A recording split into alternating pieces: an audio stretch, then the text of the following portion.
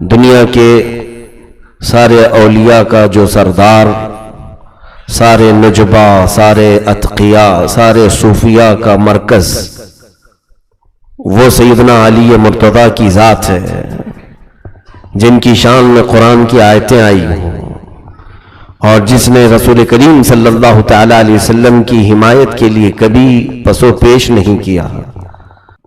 12 سے لے کر 15 سال تک مرد کبھی بھی بالغ ہو تو اس پر احکام لازم ہوتے ہیں۔ علی مرتضیٰ شیر خدا رضی اللہ تعالیٰ عنہ دائرہ اسلام میں اس وقت آئے تھے جب ابھی احکام فرض بھی نہیں ہوتے۔ آپ کی عمر 9 سال کی تھی جب آپ رسول کریم صلی اللہ تعالیٰ علیہ وسلم کے ساتھ اس سچے دین کے لیے کھڑے ہو چکے تھے۔ اور ایک بات یہ بھی یاد رکھیں کہ حضرت علی مرتضیٰ رضی اللہ تعالیٰ عنہ کا ذکر ایمان کی علامتوں میں سے ہے۔ ایمان والے حضرت علی کا نام سن کر کے مسکراتے ہیں یا خوش ہوتے ہیں، اور جہنمیوں کے چہروں پر کالک پڑ جاتی ہے، سرخی آ جاتی ہے۔ ہم الحمدللہ مولا کائنات شیر خدا کے دربار میں جو کہتے ہیں وہ شاید کوئی اور نہیں کہتا ہو۔ کچھ لوگ ہمیں بلیم کرتے ہیں کہ یہ لوگ ناسبی ہیں، علی مرتضیٰ اور اہل بیت کی محبت ان کے اندر نہیں ہے۔ ان کے اعتبار سے علی کی محبت کا مطلب صرف ماتم کرنا ہے۔ میرے عزیزو، ہم تو دعا بھی یوں کرتے ہیں، مشکلیں حل کر شہ مشکل کشا کے واسطے، کربلائیں رد شہید کربلا کے واسطے۔ ہمارے شجروں میں یہ دعا ہے کہ ہم مولا کائنات کے حوالے سے اللہ کی بارگاہ میں اپنی مشکلیں دور کرنے کی التجا کرتے ہیں۔ اس فاتح خیبر سیدنا علی مرتضیٰ رضی اللہ تعالیٰ عنہ کو فارسی میں جس شاعر نے یوں کہا: شاہ مرداں شیر یزداں قوت پروردگار، لا فتح الا علی لا سیف الا ذوالفقار۔ جس کا مطلب یہ ہوتا ہے کہ مردوں میں اگر کوئی شہنشاہ ہے تو وہ علی مرتضیٰ ہے۔ شیر یزداں اللہ کا کوئی شیر ہے تو وہ علی کی ذات ہے۔ اور پھر اگر دنیا میں کسی تلوار کی کوئی شہرت ہے تو وہ علی کی تلوار ذوالفقار کی شہرت ہے۔ اور جوانوں میں کوئی جوان ہے حقیقت میں تو وہ مولا کائنات علی مرتضیٰ ہے۔ عزیزان گرامی، ولادت بھی ایسی ہوئی، اللہ اکبر، پاکیزہ گھرانے میں، پاکیزہ خاندان میں، پاکیزہ نسب میں۔ اللہ رب العزت کو ایسے منظور تھا۔ اسی طرح سے اختلاف روایات اپنی جگہ پر کہ حضرت علی رضی اللہ تعالیٰ عنہ کی ماں فاطمہ بنت اسد جیب حمل سے تھیں۔ اس وقت یہ خانہ کعبہ کے طواف میں تھیں، اور ان کے شوہر ابو طالب جو حضرت علی رضی اللہ تعالیٰ عنہ کے والد ہیں، حضور صلی اللہ علیہ وسلم کے سگے چچا ہیں، ابو طالب بے قرار ہو کر ادھر ادھر دیکھنے لگے۔ چند عورتیں جو وہاں پر موجود تھیں، یہ امام زین العابدین رضی اللہ تعالیٰ عنہ سے روایت ہے، انہوں نے کہا کہ مجھے وہاں موجود ایک خاتون نے یہ روایت بیان کی ہے کہ تمہارے دادا ابو طالب گھبرائے ہوئے ہمارے پاس آئے۔ ہم نے پوچھا کہ گھبراہٹ اور پریشانی کس بات کی؟ تو انہوں نے کہا میری بیوی بنت اسد حاملہ تھی اور درد شروع ہو چکا ہے۔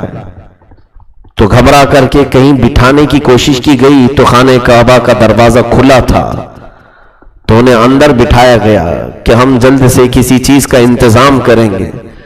تو خواتین کہتی ہیں 4 عورتیں ہم فاطمہ بنت اسد کو لے کر انتظار کر رہی تھی کہ کوئی مدد آ جائے، فاطمہ بنت اسد کو اس درد زہ میں اٹھا کر گھر لے جایا جائے۔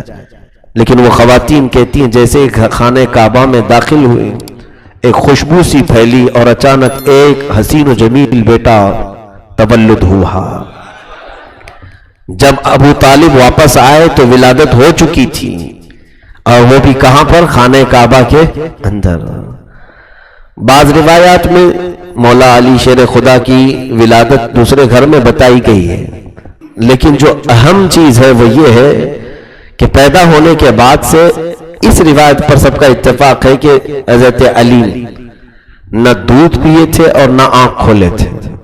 صبح سے شام تک ہونے آ گئی اور جب وہ آنکھ بھی نہیں کھول رہے تھے تو لوگ گھبرائے، ماں بھی گھبرائی، ان کے باپ ابو طالب بھی گھبرائے. رسول پاک صلی اللہ تعالی علیہ وسلم کو دوپہر کے بعد خبر ہوئی تھی کہ ابو طالب کے گھر میں ایک بچے کی ولادت ہوئی. ایک بات یاد رکھیں، رسول کریم صلی اللہ تعالی علیہ وسلم ابو طالب کے گھر میں بچپن سے رہے ہیں. ان کی سگی چچی فاطمہ بنت اسد نے رسول اللہ صلی اللہ علیہ وسلم کی اپنے بیٹوں سے زیادہ حضور پر وہ جان نچھاور کرتی تھی اور محبت فرمایا کرتی تھی. تو حضور صلی اللہ علیہ وسلم کو بڑی خوشی ہوئی کہ چچا ابو طالب کے گھر میں بیٹے کی ولادت ہوئی ہے. معذور ہے کہ آواز نہیں کرتا، آنکھ نہیں کھولتا اور کچھ کھاتا پیتا نہیں، یعنی دودھ نہیں پی رہا ہے. تو رسول کریم صلی اللہ تعالی علیہ وسلم اس نومولود بچے کو دیکھنے کے لیے آئے جب یہ فاطمہ بنت اسد کی گود میں تھا. اللہ کے حبیب صلی اللہ تعالی علیہ وسلم نے اپنے گود میں لیا. جب رسول کریم صلی اللہ تعالی علیہ وسلم نے اپنے منہ سے اپنا لعاب پاک نکال کر حضرت علی کی زبان پر رکھا تو جیسی حضور نے اپنی انگلی رکھی انہوں نے چوسنا شروع کیا، اور لعاب پاک جب ان کے منہ میں گیا تو سب سے پہلے آپ نے آنکھیں کھولی اور جلوہ رسول کو دیکھا. یہ ہے علی کی شان کہ پہلی غذا رسول اللہ کا لعاب اور پہلی نظر چہرے رسول پاک پڑی ہے. وہ علی چاہتے یا علی کی ولادت ایسی جگہ پر ہوئی تھی جہاں دنیا میں کسی کی ہوئی نہیں، خانہ خدا میں. وہاں آنکھ کھولتے تو کعبہ سامنے تھا. کعبے کا تقدس کم تھوڑی نہ ہے، کعبے کی حرمت کم تھوڑی نہ ہے، اس کی عزت اپنی جگہ پر. ان کے احترام میں یہ بات روایت میں آ جاتی کہ پہلی نگاہ کعبے پر پڑی ہے علی کی پیدائش کے بعد. لیکن مسلمانوں یہاں ہم سنیوں کا، خاص طور پر ہم بریلویوں کا عقیدہ ثابت ہوتا ہے کہ مولا علی نے پیدائش ہی میں ہمیں وہ بات کہہ دی جو امام احمد رضا خان فاضل بریلوی نے کہا ہے، حاجیو آؤ شہنشاہ کا روزہ دیکھو، کعبہ تو دیکھ چکے کعبے کا کعبہ دیکھو. مولا علی نے نظر وہاں ڈالی ہے جو کعبے کا بھی کعبہ تھا. رسول کریم صلی اللہ تعالی علیہ وسلم کے چہرے پاک پر پہلی نظر گئی، اس پر سب کا اتفاق ہے. اللہ کے حبیب صلی اللہ تعالی علیہ وسلم نے حضرت علی کو اپنے گھر میں رکھا. یوں سمجھ لیں کہ حضرت علی کی پرورش میں حضور صلی اللہ علیہ وسلم کا بڑا کردار رہا، بچپن سے ہی تربیت میں. کیونکہ حضور پاک صلی اللہ تعالی علیہ وسلم کی شادی ہو کر 3 سال گزرے تھے جب آپ کی عمر مبارک 28 سال کی تھی جب حضرت علی کی پیدائش ہوئی تھی. اب وہ علی جو خود تربیت رسول میں بڑے ہوں، ان کی جوانی کا حال کیا ہونا چاہیے. اوروں کے متعلق معلوم نہیں، باقی دوسرے اصحاب تو بعد میں صحبت اختیار کی رسول پاک کی.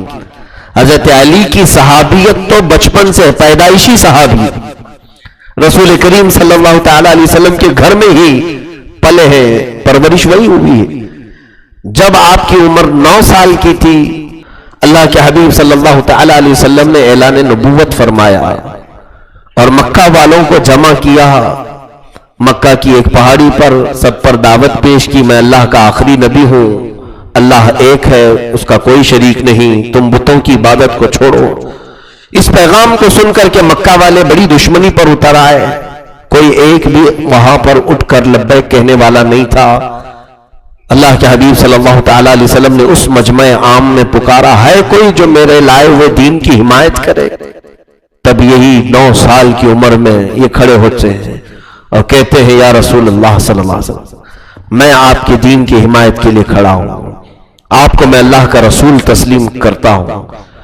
رسول کریم صلی اللہ تعالی علیہ وسلم نے اسی وقت آپ کو سینے سے لگایا اور رب ذوالجلال کی بارگاہ میں دعا کی کہ مولا اس کی ٹانگوں میں قوت عطا فرما، طاقت عطا فرما. حضور کی دعا کی برکت یہ تھی کہ پھر آپ کی قوت کے سامنے کسی کی قوت ہی نہیں تھی.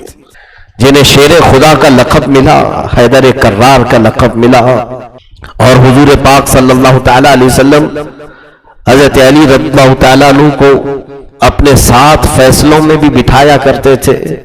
تو تبلیغ اسلام میں حضرت علی کا بھی کردار رہا ہے. اگرچہ بچوں میں تھے آپ، لیکن حضور پاک صلی اللہ تعالی علیہ وسلم کو مکہ والوں کی ہر طرح سے خبر آپ پہنچاتے، اور مسلمانوں کی حفاظت کے لیے جو کچھ بھی ہو سکتا تھا حضرت علی بچپن سے کیا کرتے تھے۔ پھر جب اللہ کے حبیب صلی اللہ تعالی علیہ وسلم ہجرت فرما کر مکہ سے مدینہ طیبہ تشریف لے گئے، اس وقت اپنے بستر پر حضور صلی اللہ علیہ وسلم نے حضرت علی کو ہی سلایا تھا۔ وہ قتل کی رات تھی، منصوبہ بند قتل کرنے کا ارادہ تھا کافروں کا کہ محمد صلی اللہ علیہ وسلم کو آج قتل کر دیا جائے گا، لیکن رسول کریم صلی اللہ تعالی علیہ وسلم وہاں سے اٹھ کر تشریف لے گئے، کسی کافر کو آپ نظر نہ آ سکے، لیکن حضرت علی سے کہا کہ تم میرے بستر پر آج سو جانا، میرے پاس لوگوں کی امانتیں ہیں، تم کل یہ امانتیں دوسروں تک پہنچا دینا اور پھر تم بھی مدینے چلے آنا۔ حضرت علی رضی اللہ تعالیٰ عنہ نے حضور صلی اللہ تعالیٰ علیہ وسلم سے ایک بھی سوال نہیں کیا کہ اگر غلطی سے وہ لوگ نبی سمجھ کر کے علی کو ہی قتل کر دیتے، لیکن مولا علی شیر خدا رضی اللہ تعالیٰ عنہ فرماتے ہیں میں آرام کی نیند سویا۔ وجہ یہ تھی کہ رسول اللہ نے فرمایا تھا کل صبح سب کی امانتیں واپس کر کے تم بھی مدینے آنا، تو مجھے یقین ہو گیا کہ صبح ضرور ہوگی۔ حضور نے فرمایا صبح تو ہونی ہے، آج کی رات فکر چھوڑ دو، موت کا خوف، موت کا ڈر ہی نکال دو، کیونکہ نبی نے فرمایا کل صبح تم امانتیں دے کر مدینے آنا۔ یہ حضرت علی رضی اللہ تعالیٰ عنہ کا ایقان تھا، یقین تھا۔ دوسرے دن صبح کفار مکہ نے آپ کو بستر سے اٹھایا، پکڑے اور حرم کعبہ میں لے آئے، بہت سارے کافر جمع ہوئے۔ پھر آپ نے جب سب کی امانتیں واپس کرنا شروع کی تو آپ کو بھی چھوڑ دیا گیا۔ 3 دن کے بعد حضور پاک صلی اللہ تعالی علیہ وسلم کی ہجرت کے 3 دن کے بعد حضرت علی بھی ہجرت کر کے مدینہ طیبہ تشریف لے آئے۔ یہاں مدینہ طیبہ آنے کے بعد مولا علی شیر خدا رضی اللہ تعالیٰ عنہ تو مکتوم نام کے ایک صحابی ہیں، مدینہ کے انصاری صحابی، ان کے گھر پر آپ کا قیام ہوا۔ جو بھی صحابی آئے ہجرت کر کے، رسول کریم صلی اللہ علیہ وسلم نے ان کو کسی نہ کسی صحابی کے گھر ٹھہرا دیا۔ اب یہ چند دنوں کے بعد عقد مواخات شروع ہوا۔ عقد مواخات اسلام میں ایک ایسی زبردست مثال ہے میرے عزیزوں، جو آج تک دنیا نے ایسی مثال قائم نہیں کی۔ عقد مواخات کسے کہتے ہیں؟ آپ نے یہ تو سنا ہوگا کہ خرید و فروخت کا عقد ہوتا ہے، کہ میں ایگریمنٹ، سیل ایگریمنٹ ہوتے ہیں، یہ تمام چیزیں تو آپ نے سنا ہوگا، لیکن حضور پاک صلی اللہ تعالی علیہ وسلم نے بھائی چارگی کا بھی ایگریمنٹ بنا دیا تھا۔ عقد نکاح اپنی جگہ پر رشتے سے جوڑنا، ایک مرد ایک عورت کو جوڑ دیا آپ نے، مہر مقرر ہو گیا اور ان کا رشتہ بنا دیا گیا، یہ تو مشہور ہے پوری دنیا میں۔ لیکن مدینہ طیبہ میں حضور صلی اللہ تعالی علیہ وسلم نے انصار صحابہ اور مہاجرین صحابہ کو جمع کیا اور ارشاد فرمایا ایک انصار اور ایک مہاجر، انصار جو مدینے میں تھے پہلے سے، مہاجر جو ہجرت کر کے آئے تھے مکہ سے یا دوسری جگہوں سے۔ حضور فرماتے آج سے تم دونوں بھائی بھائی ہو۔ وہ ہاتھ پکڑتے اور سیدھے چلے جاتے ہیں۔ کہاں؟ وہ انصاری صحابی مہاجر کو اپنے گھر لے جاتے ہیں، اور پھر اتنا ہی نہیں کہ حضور نے کہا ہے تو بھائی ہو گئے، جیسے ہم بولنے کے لیے آج بھائی بھائی ہیں، جب کام پڑے تو کہتے ہیں ہم تو سب بھائی بھائی ہیں، اور پھر جب دشمنی ہو تو اتنی خطرناک دشمنی ہوتی ہے معاذ اللہ کہ جانوروں سے بھی زیادہ سخت ترین لڑائیاں ہوتی ہیں۔ ہمارے حالات یہ ہیں کہ پڑوسی مر بھی گئے تو پتہ ہی نہیں چلتا ہے، خبر ہی نہیں ہے کہ کتنے بیمار پڑے ہیں لوگ۔ ہم نے یہاں پر رشتے یا تو مخصوص کر لیے، مال کی وجہ سے ہمارے رشتے، یا منصب کی وجہ سے ہمارے یہاں رشتے ہیں۔ ایمان کی وجہ سے جو رشتہ ہوتا تھا وہ بہت مضبوط ہوتا تھا، اور مال کی وجہ سے جو ہمارے رشتے قائم ہوتے ہیں وہ مال جانے کے بعد پھر دشمنی ہو جاتی ہے، دوریاں ہو جاتی ہیں۔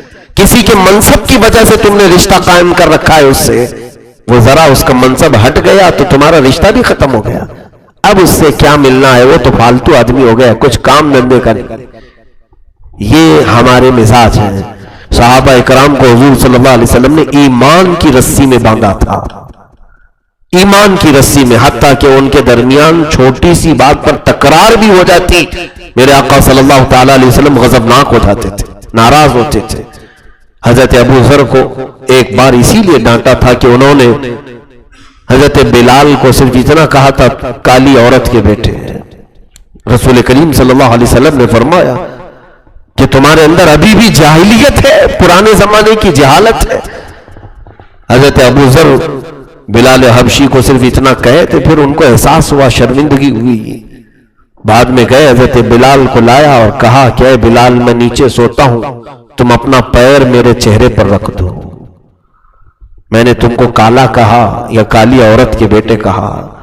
حضرت بلال نے انہیں اٹھا لیا اور کہا نہیں، تم صحابی رسول ہو، تم صحابی رسول ہو، تمہارے چہرے پر میرا قدم کیسے؟ بلکہ ہم دونوں آپس میں ایمانی بھائی ہیں۔ خیر، دوسروں سے لڑائی اللہ اور اس کے رسول کی دشمنی کی وجہ سے ہے تو الگ مسئلہ ہے، لیکن مومنین کا آپس میں ایک دوسرے سے لڑنا، اس کے لیے تو وعید آئی ہے۔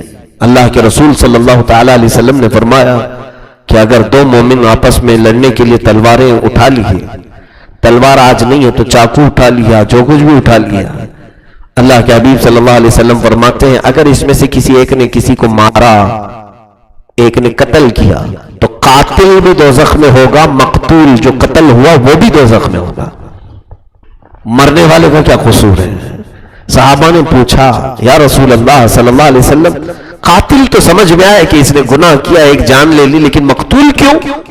حضور پاک صلی اللہ علیہ وسلم فرماتے ہیں اس لیے کہ وہ بھی اس بات کا خواہش مند تھا، یا اور بات ہے کہ موقع نہیں ملا اس کو، قتل تو وہ بھی کرنا چاہ رہا تھا نا، موقع اس کو ملا ہے، قاتل کو یہ مار ڈالا، لیکن اگر اس کو موقع ملتا تو وہ بھی تو قتل کے لیے تلوار اٹھایا تھا۔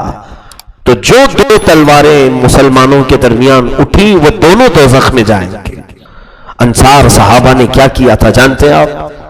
مہاجرین صحابہ کو لیا اور پھر اپنے گھر لے کر کے گئے، ان کے سامنے اپنی پوری جائیدادیں رکھ دی، صاف صاف انہیں بتا دیا کہ اے میرے مہاجر بھائی، دیکھو میرے دو گھر ہیں، ایک باغیچہ ہے، بازار میں اتنی دکانیں ہیں، یہ میری پراپرٹی ہے، اور جو دو گھر ہیں اس میں سے ایک گھر میرا، ایک گھر تمہارا، باغیچہ آدھا میرا اور آدھا تمہارا، بازار کی دکان میں ایک دکان میری، ایک دکان تیری۔ حتیٰ کہ حضرت عبد الرحمن بن عوف کے جو بھائی بنائے گئے تھے انصاری صحابی، انہوں نے یہاں تک کہا کہ میری دو بیویاں ہیں، میں ایک کو طلاق دوں گا، اس کی عدت کے بعد تم اس سے نکاح کر لو۔ کیا آپ نئے ہو مدینے میں؟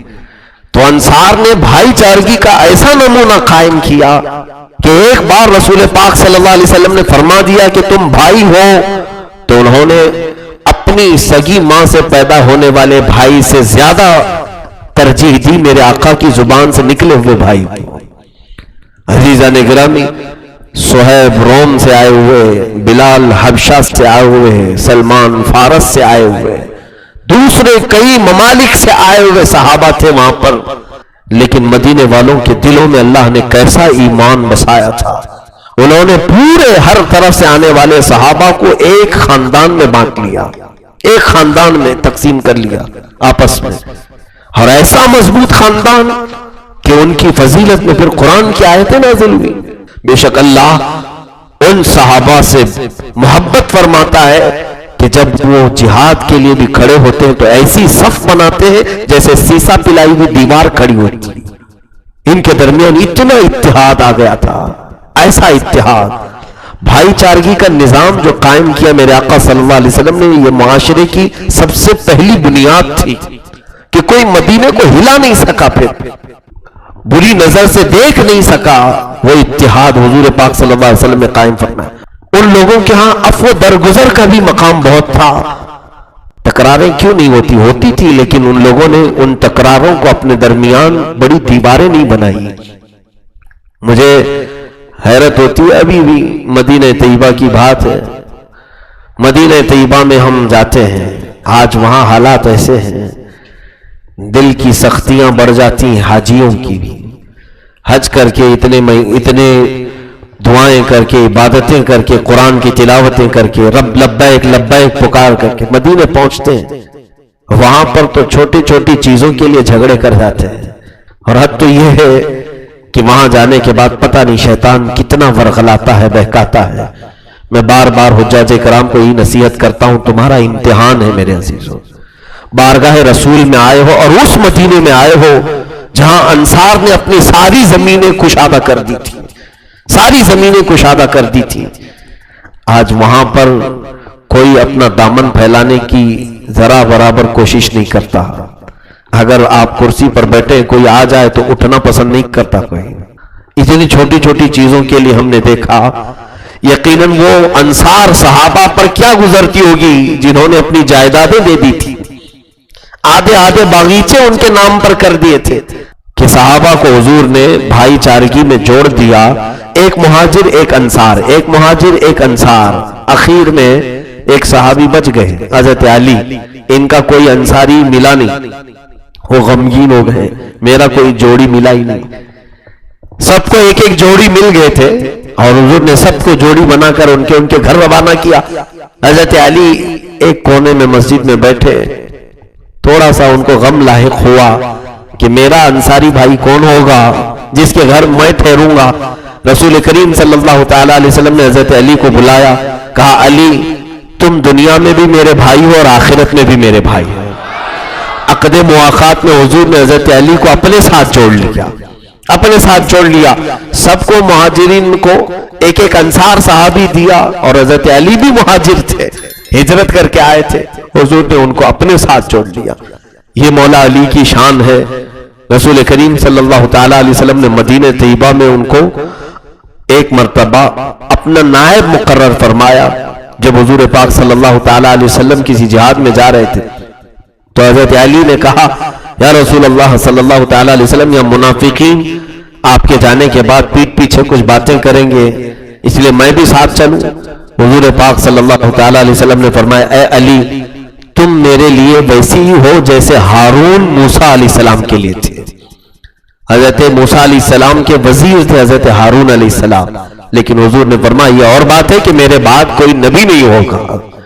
ان حدیثوں کو لے کر کے شیعہ بہت زیادہ پروپیگنڈا پھیلاتے ہیں کہ حضور صلی اللہ علیہ وسلم نے مدینے میں ان کو کہا کہ تم میرے لیے ہارون کے مقام پر ہو جیسے موسیٰ علیہ السلام کے لیے ہارون تھے، وزیر ہو. جب حضور نے صاف صاف کہا ہے حضرت علی کو تو پھر دوسرے لوگ کیسے خلافت پر آ گئے؟ میرے عزیزو ایک طرفہ بات مت کرو. وہیں پر حضور نے ابو بکر کی شان میں کیا کیا کہا وہ بھی سناؤ. رسول کریم صلی اللہ تعالی علیہ وسلم نے کیا کیا باتیں فرمائی. میرے عزیزو اسی طرح سے رسول پاک صلی اللہ تعالی علیہ وسلم نے آپ کی فضیلت پہ بہت ساری باتیں ارشاد فرمائی. ایک مشہور حدیث یہ ہے، فرمایا انا مدینۃ العلم وعلی بابوہا، میں علم کا شہر ہوں اور علی اس کا دروازہ ہے. ایک بار حضرت علی رضی اللہ تعالیٰ عنہ نے ایسی مجمع میں اعلان کر دیا لوگوں کو، جو نئے اسلام میں تھے وہ لوگ سمجھ نہیں پاتے تھے ساری باتیں. کہا اے لوگوں سنو، میرا مقام یہ ہے کہ نبی کے پاس کوئی شخص ایک بار جائے گا لیکن میرے پاس 2 بار آئے گا. سننے والوں نے ایسا سمجھا علی نبی سے اپنی فوقیت بیان کر رہے ہیں، اپنا مرتبہ بڑھا کر کے بیان کر رہے ہیں. لوگ آئے اور حضور سے شکایت بھی کیا، علی تو ایسے کہتے ہیں نبی کے پاس کوئی شخص ایک بار جائے گا لیکن علی کے پاس 2 بار آئے گا. تو حضور نے پوچھا علی کیا تم نے ایسے کہا؟ کہا ہاں یا رسول اللہ صلی اللہ علیہ وسلم، آپ کی حدیث کی وجہ سے میں نے کہا. آپ نے فرمایا آپ علم کا شہر ہے، میں دروازہ ہوں، کوئی بھی جانے والا دروازے سے جاتا ہے اور دروازے سے باہر آتا ہے، ایک بار داخل ہوتا ہے اور ایک بار خارج ہوتا ہے. یہ سوچ کر کے میں نے کہا ہے. حضرت علی کی حکمت اور دانائی غضب کی تھی. مولا تعالیٰ نے آپ کو بہت غضب کی ذہانت عطا فرمائی تھی. علم میں آپ کا کوئی ثانی نہیں، بلکہ سیدنا امیر المومنین عمر ابن خطاب رضی اللہ تعالیٰ عنہ یہ بیان فرماتے تھے کہ اگر حضرت عمر رضی اللہ تعالیٰ عنہ یہ کہتے تھے، اور پھر یہ بھی دعا آپ کی منقول ہے کہ اے مولا مجھے کوئی ایسی چیز تو نہ عائد فرما جس میں علی نہ ہو، یعنی علی کے بغیر مجھے کوئی فیصلہ کرنا پڑ جائے. اور یہ بھی فرماتے تھے کہ اگر علی نہ ہو تو میں ہلاک ہو جاؤں گا. بلکہ دعا یوں کرتے تھے کہ اے اللہ میں اس مجلس سے پناہ مانگتا ہوں جس مجلس میں علی نہ ہو. کئی معاملات میں مولا علی شیر خدا رضی اللہ تعالیٰ عنہ ان تینوں خلفائے راشدین کے حامی ناصر مددگار رہے. حضرت ابو بکر صدیق کے بھی، حضرت عمر کے بھی، حضرت عثمان کے بھی. تینوں خلفاء کے ساتھ آپ نے بھرپور حمایت بھی کی ہے، ان کی وزارت بھی کی، ان کے ساتھ جہاد میں شریک بھی رہے، کئی مقامات پر آپ نے جنگیں لڑی انہی تینوں خلفاء کے یعنی دور خلافت میں۔ سیدنا ابوبکر صدیق کے زمانے میں بھی، حضرت عمر کے زمانے میں حضرت عثمان رضی اللہ تعالیٰ عنہ کے زمانے میں حضرت علی نے پورا اسی طرح سے کردار اپنایا جیسے حضور کی زندگی میں کیا کرتے تھے، کہیں سے کوئی اختلاف نظر بھی نہیں آتا۔ یہ آج کے زمانے میں اختلاف دکھایا جا رہا ہے۔ ایک بات یاد رکھیں، محبت علی ہماری الگ طریقے کی ہے، ان کی الگ طریقے کی ہے۔ ہم کالی پٹی باندھ کر محبت نہیں دکھاتے، اس لیے کہ الحمدللہ علی کی محبت کالا پن نہیں لاتی، نور لاتی ہے۔ علی کی محبت قلب کو بھی نورانیت بخشتی ہے، ماتھے کو بھی نورانیت بخشتی ہے۔ قرآن میں انہی لوگوں کی صفات میں آئی ہے بات، سیماہم فی وجوہہم من اثر السجود، ان کے سجدوں کی وجہ سے ان کے چہروں پر تم چمکتی ہوئی نشانیاں دیکھو گے۔ سورہ فتح کی آخری آیت میں اللہ فرما رہا ہے، اور وہ حضرت علی مراد ہے۔ یہاں سے تفسیر میں فرمایا گیا کہ آپ کے سجدے ایسے ہوتے تو لوگ آپ کے چہرے کی چمک سے ہی آپ کو پہچانتے بھی تھے۔ یقیناً ویسا سجدہ آپ کرے گا کون جو علی جیسا سجدہ ہو، کیونکہ نماز میں ایسی محویت ہوتی تھی کہ چبھا ہوا تیر بھی اگر نکال لیا جائے تو آپ کو خبر نہیں ہوتی تھی، نماز میں پوری نماز آپ کمپلیٹ کر لیتے تھے۔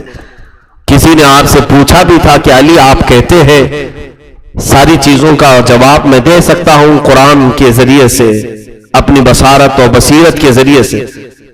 علی سے پوچھا گیا ہے کیا کبھی آپ نے خدا کو بھی دیکھا ہے؟ یہ ایک بڑا سوال تھا، کیا آپ نے اپنے اللہ کو دیکھا ہے، اس کی تجلیوں کو دیکھا ہے؟ دیکھیں، ایک ہے ظاہری طور پر دیکھنا اور ایک ہے خواب میں دیکھنا، بند آنکھوں سے دیکھنا۔ عالم بیداری میں سوائے رسول اللہ کے کسی کو خدا کی زیارت نہیں ہو سکتی، ممکن نہیں ہے۔ معراج کا ایک واقعہ حضور کے ساتھ ہوا اور پھر کسی کے ساتھ نہیں ہوگا، لیکن عالم خواب ہو یا بند آنکھوں سے ہو، بے شمار اولیاء کاملین نے رب ذوالجلال کی زیارت کی ہے، مولا تعالیٰ کی تجلیوں کو انہوں نے دیکھا ہے۔ حضرت علی سے کسی نے پوچھا کہ آپ نے خدا کو دیکھا ہے تو آپ مسکرائے، کہا خدا کو دیکھنے کی بات کرتے ہو؟ علی اس وقت تک نماز کا دوسرا سجدہ نہیں کرتا جب تک پہلے سجدے میں زیارت نہیں کرتا۔ رب تبارک و تعالیٰ کی تجلیات جب تک میں نہیں دیکھتا سر نہیں اٹھاتا ہوں۔ سیماہم فی وجوہہم من اثر السجود، یہ وہی اسی کے مصداق ہے کہ ان کے سجدوں کی نشانیاں ان کے چہروں پر تم دیکھو گے۔ اچھا، یہاں لفظ وجوہہم ہے، سیماہم فی وجوہہم، وجہ کہتے ہیں چہرے کو، اور بعض لوگ بیچارے پیشانی پر داغ لگا کر کہتے ہیں ہم بھی اسی آیت کے مصداق ہیں۔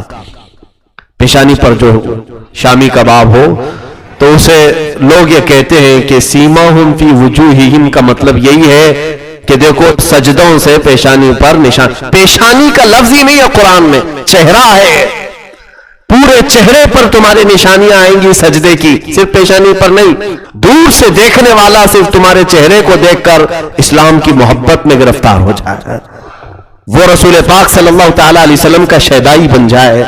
تو چہروں کی رونق کے متعلق کہا گیا وہ حضرت علی جیسے چہروں میں تھی۔ عزیزان گرامی، مولا علی شیر خدا رضی اللہ تعالیٰ عنہ کی محبت کے متعلق شروع میں چند باتیں عرض کرنا ضروری ہے کہ میرے آقا صلی اللہ تعالیٰ علیہ وسلم نے جو آپ کی فضیلت میں بیان فرمائی اس کے ہم بھی قائل ہیں، ہم انکار نہیں کرتے۔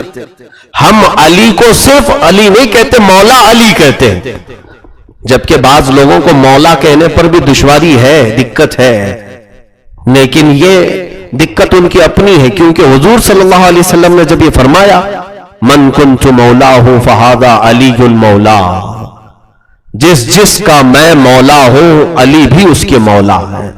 مولا کسے کہتے ہیں؟ آقا کو، مولا سردار کو کہتے ہیں۔ حضرت علی رضی اللہ تعالیٰ عنہ کے متعلق رسول کریم صلی اللہ علیہ وسلم کا یہ فرمان علی شان، اس پر کسی کو شک نہیں ہونی چاہیے۔ تو پھر مولا کہنے میں ہم سب کو کوئی دشواری بھی نہیں ہونی چاہیے کہ حضور پاک صلی اللہ تعالیٰ علیہ وسلم نے فرمایا کہ میں جس کا مولا ہوں، صرف یہ لفظ نہیں بلکہ اس میں یہ لفظ ہے اللہ اور میں جس کے مولا ہے علی اس کا مولا ہے۔ اس میں پھر پوری کائنات آ گئی، سارے لوگ ان کو اپنا سردار بنائے ہیں۔ عزیزان گرامی وقار، نبوت کا مقام اپنی جگہ پر، لیکن ولایت کا مقام اپنی جگہ پر ہے۔ مولا حضور صلی اللہ علیہ وسلم نے حضرت علی کو کہا ہے، تو یہ بات لے کر کے بعض جماعتیں کہتی ہیں تو پھر کیا وہ نبیوں کے بھی مولا ہیں؟ ہاں، ہم اس کی تطبیق یوں کہتے ہیں۔ عربی میں ایک لفظ کئی معنوں کے لیے آتا ہے، لفظ عین، یہ سورج کو بھی بولتے ہیں، گھٹنے کو بھی بولتے ہیں، آنکھ کو بھی بولتے ہیں، ایک ہی لفظ ہے۔ تو بعض لوگوں نے ہم سے سوال کیا، حضور نے فرمایا میں جس کا مولا ہوں علی بھی اس کے مولا ہے، تو حضور تو نبیوں کے بھی مولا ہے، تو کیا علی بھی نبیوں کے مولا ہے؟ کہا ہاں ہے۔